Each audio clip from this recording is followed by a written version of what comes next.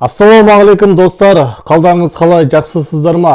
Әлемге белгілі бір бизнесмен былай деген екен: егер сенің бизнесің жоқ болса, немен айналысатыныңды білмей жүрсең, онда сен блогер бол деген екен. Жұмысыңды бәрін таста, сен блогер бол деп жатқаным жоқ.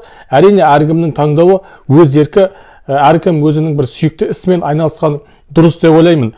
Өздеріңіз білетіндей, қазіргі блогерлердің жағдайы жаман емес, бәрі жақсы.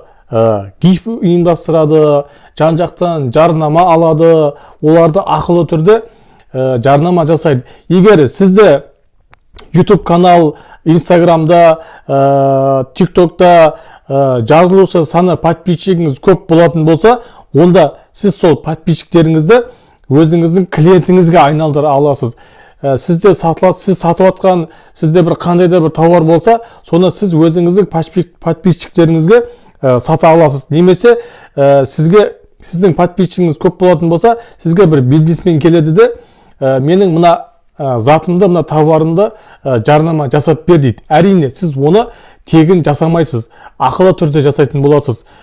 Блогер болып та бір жақсы ақша істеуге болады. Бірақ барлық блогерлер табысты деп айтуға келмейді. Сол 100% деп алайықшы, сол 100%-дің 50%-ы табысты, ал қалған 50%-ы соларға ұқсағысы келеді, солар сияқты табысты танымал блогер болғылары келеді.